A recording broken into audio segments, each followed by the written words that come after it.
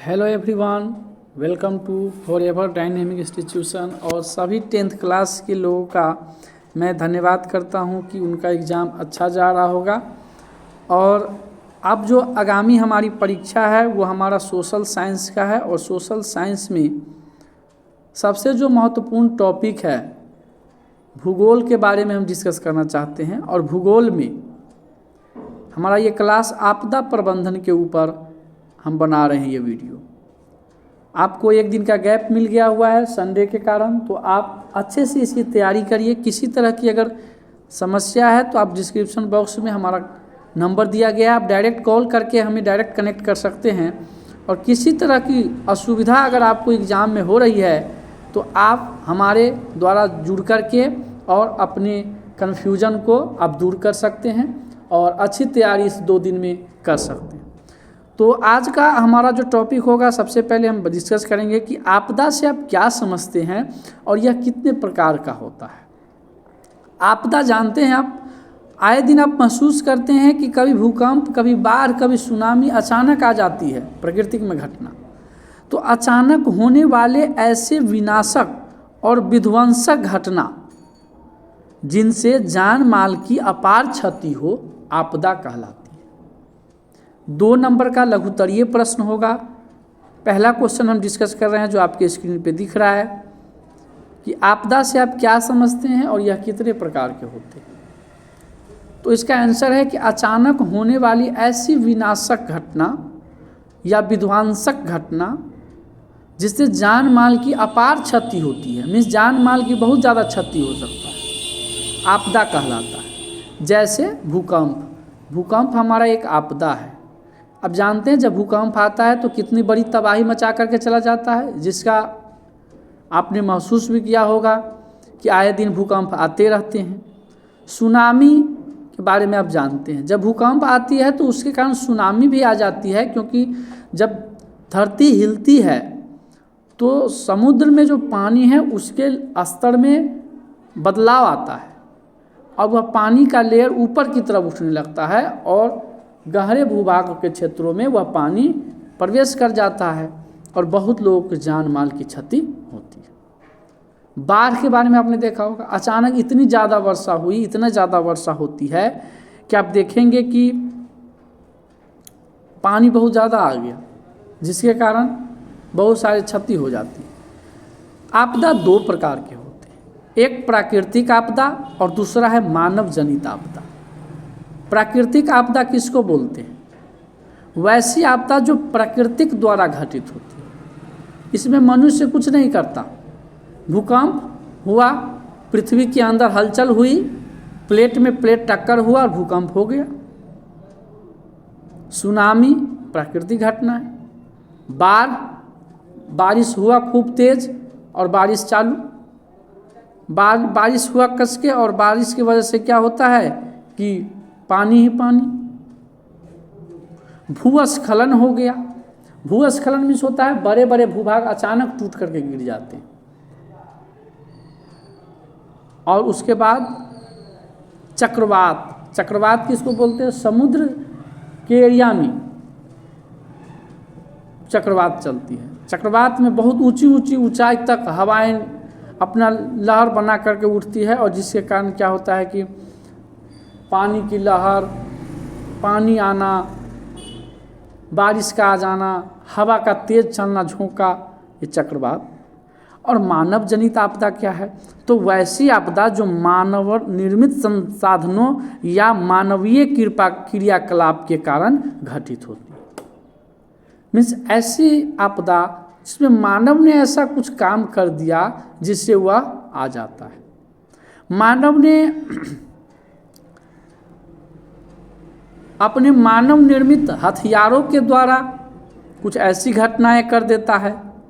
जैसे आपने सुना होगा, दुर्घटना हो गया अचानक, मान लिया ट्रेन ही एक्सीडेंट हो जाता है, कितनी बड़ी आपदा आ जाती है, आदमी मर जाता है। आतंकवादी हमला हो गया, दंगा हो गया, आग लगी हो गया, आग लग गया कहीं पर, बड़े बड़े क्षेत्र जल जाते हैं। प्रदूषण फैल जाने से आप देखेंगे कि एरिया के एरिया आदमी मर जाता है, कई एरिया के आदमी मर जाते हैं। बाढ़ के दुष्प्रभाव को लिखे। दूसरा क्वेश्चन हमारा है कि बाढ़ के क्या दुष्प्रभाव है। तो बाढ़ के निम्नलिखित दुष्प्रभाव है। बाढ़ की परिभाषा सबसे पहले लिखेंगे कि अचानक जब अधिक मात्रा में बारिश होती है तो हमारे आसपास के भूभागों में पानी ही पानी हो जाता है। अधिक पानी होने के कारण बाढ़ की स्थिति उत्पन्न हो जाती है। बाढ़ के दुष्प्रभाव निम्नलिखित है। मनुष्य एवं अन्य जीव जंतु के प्राणों की क्षति हो जाती है ना। मनुष्य भी उसमें बह गया, जीव जंतु छोटे छोटे वो भी उसमें बह जाते हैं। आवासीय भवन की क्षति, घर है वो हमारा ग्रामीण क्षेत्रों में कच्चे मकान एवं शहरी क्षेत्र में स्थित बहुमंजिली इमारतें के गिरने से जनजीवन की हानि तथा आर्थिक क्षति होती है। गांव में देखेंगे आप कि मिट्टी के घर बने हैं, बाढ़ आया बह गया। शहर की बात करें तो बड़े बड़े मंजिल वाले बिल्डिंग भी बाढ़ के कारण गिर जाते हैं। यातायात सुविधा को क्षति पहुंचती है। सड़क, रेल मार्ग आदि भंग हो जाने से आर्थिक क्षति और विकास का कार्य बाधित हो जाता है। आर्थिक भी क्षति हुआ, विकास में भी कमी हो जाती है। यातायात के बाधित होने से बाढ़ प्रभावित क्षेत्र का शेष दुनिया से संपर्क भंग तथा राहत कार्य में बाधा होता है।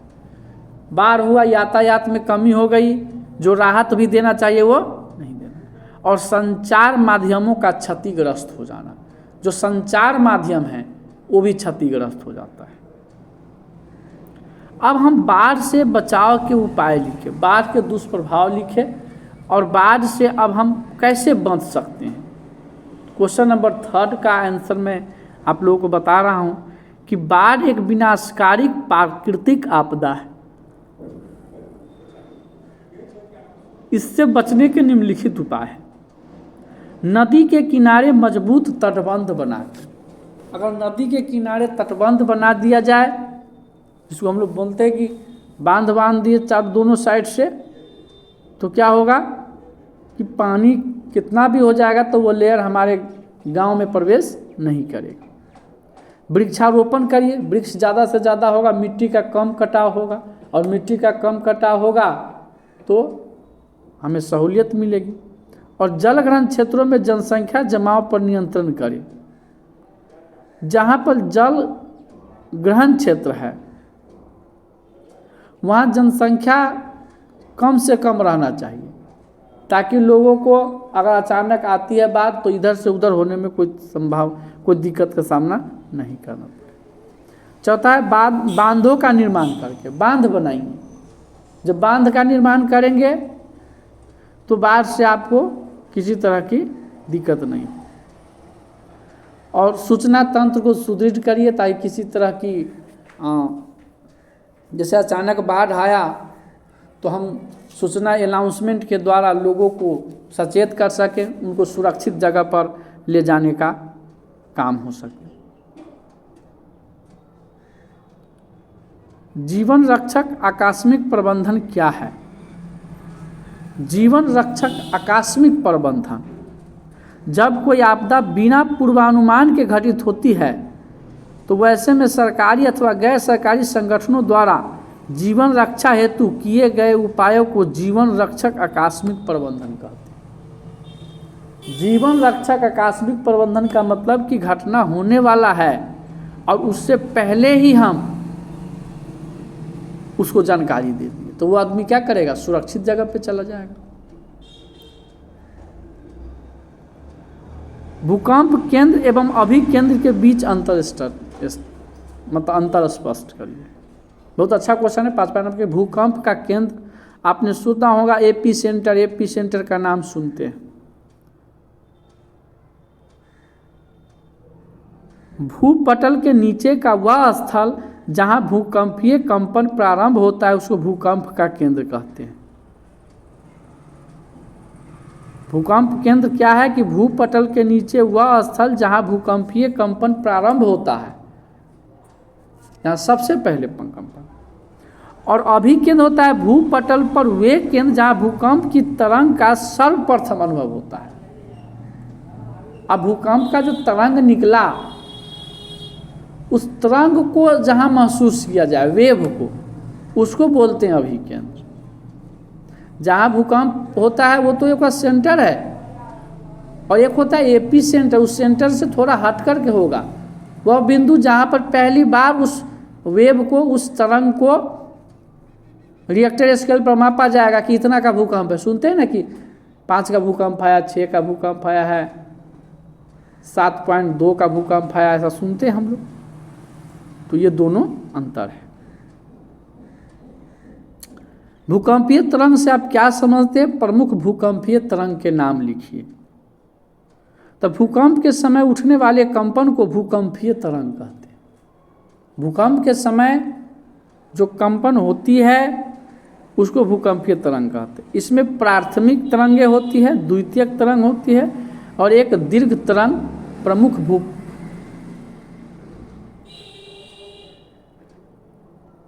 भूकंपीय तरंग है। प्राथमिक, द्वितीय एवं दीर्घ।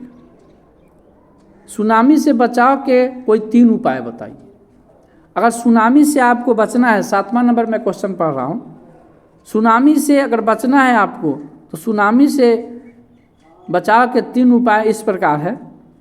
समुद्र से दूर किसी ऊंचे स्थान की ओर जाइए। आप समुद्र के किनारे रहते हैं तो उससे थोड़ा ऊंचाई पर जगह पर जाइए और वहाँ आसानी से आप रहिए, कोई दिक्कत नहीं। मजबूती से किसी पेड़ को पकड़ ले अथवा किसी मजबूत मकान, आरसीसी मकान में चले जाए। आप मजबूत मकान को में चल जाइए या पेड़ को पकड़ के रखिए ताकि सुनामी भी है तो कोई दिक्कत नहीं होगा आपको। अगर आप नाव जहाज में हैं तो खुले समुद्र की ओर जाइए। अगर आप नाव में हैं, जहाज में हैं, तो जहाँ पूरा ओपन है समुद्र का भाग, उधर की तरफ जाइए, सकड़ी भागों पे नहीं जाइए। भूकंप के प्रभाव को कम करने वाले 4 उपाय को लिखिए। वह कौन से 4 उपाय है? 8वां नंबर क्वेश्चन में पढ़ रहा हूं, जहां पे आप भूकंप के प्रभाव को कम कर सकते हैं। भूकंप हुआ है उसे प्रभावित ना ज़्यादा हो। मकान में भूकंप के प्रभावों को कम करने वाले उपाय निम्नलिखित हैं। हमें भवन को आयताकार होनी चाहिए। आज आप जानते हैं कि सरकार की तरफ से बहुत सारे गाइडलाइन जारी होते हैं भूकंप को लेकर के। तो हम जो भी घर बनाते हैं ना, भवन का आयताकार होना चाहिए और नींव को मजबूत एवं भूकंप अवरोधी बनाना चाहिए। जो हम बीम देते हैं वह भूकंप रोधी हो और मजबूत भी हो।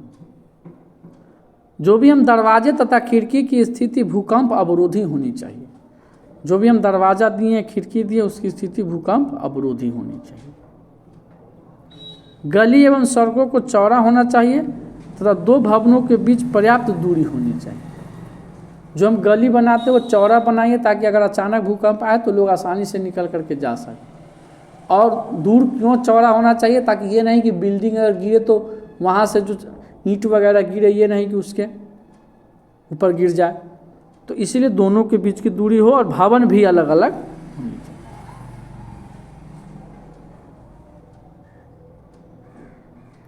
दो भवन के बीच की दूरी हो। जहाँ तक हो सके TLU तथा X आकार के भवन को छोटे आयतों में बांट करके बनाना चाहिए तथा आयतों के बीच खाली जगह को छोड़ना चाहिए।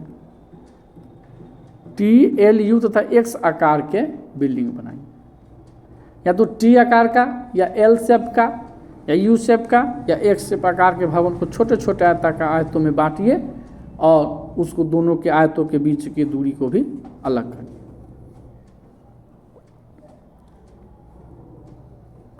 भूकंप और सुनामी में कोई 3 अंतर स्पष्ट करिए। भूकंप और सुनामी में क्या अंतर है? तो भूकंप एक आकस्मिक प्राकृतिक घटना है। भूकंप क्या है? एक आकस्मिक प्राकृतिक घटना है। भूकंप एक आकस्मिक प्राकृतिक घटना है पृथ्वी में कंपन होना ही भूकंप है। प्लेटों के विस्थापन से उत्पन्न तनाव या टकराव के कारण पृथ्वी के ऊपरी सतह में कंपन, वलन, दरार या भ्रंश की स्थिति उत्पन्न हो जाती है। आप जानते हैं कि हमारे बहुत सारे पृथ्वी के अंदर प्लेट बने हुए हैं। हिमालय का प्लेट है, अपना ये अर्थ का प्लेट है, समुद्र का ओशन का अपना प्लेट है। ये सभी प्लेट आपस में टकराते रहते हैं और टक्कर होते होते क्या होता है अंदर में, अब जानते हैं जब दो चीज टकराएगी तो ऊर्जा निकलेगी और उस ऊर्जा के कारण वहाँ से वो निकलना चाहता रहता है। वो दरार आ जाती है, वलय बन जाएगा, भ्रंश की स्थिति हो जाती है। पृथ्वी की सतह में आए इस प्रकार की हलचल को भूकंप कहते हैं। पृथ्वी की सतह में जो इस तरह का हलचल हुआ है इसी को भूकंप कहते हैं। सुनामी क्या है?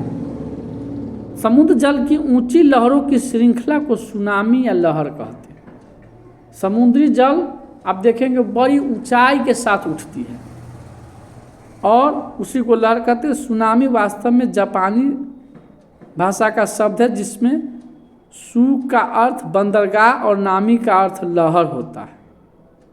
सु मतलब बंदरगाह और नामी मतलब लहर, तो सुनामी ये जापानी भाषा का शब्द है और वहीं से ये बना। संचार उपग्रह के क्या कार्य है? आप जानते हैं सैटेलाइट के बारे में। सैटेलाइट लगाया हुआ है और उस सैटेलाइट के द्वारा आजकल लोग क्या कर रहा है? संचार उपग्रह अंतरिक्ष में स्थापित रेडियो रिले स्टेशन, कॉमसेट्स, सेटकॉम्स, सेटफोन ही है। इसमें सेटकॉम उपग्रह आधारित संचार के लिए और सेटफोन उपग्रह आधारित फोन टर्मिनल के लिए प्रयोग किया जाता है। और संचार उपग्रह का सबसे बड़ा महत्वपूर्ण कार्य मोबाइल और इलेक्ट्रॉनिक कम्युनिकेशन होता है। ट्रांसपोंडर निश्चित एक फ्रीक्वेंसी पर बातचीत को पकड़ता है और उसे विस्तारित कर अन्य फ्रीक्वेंसी की मदद से पृथ्वी पर वापस उसको भेजता है। ये हमने पढ़ा कि संचार उपग्रह किस तरह से काम करता है।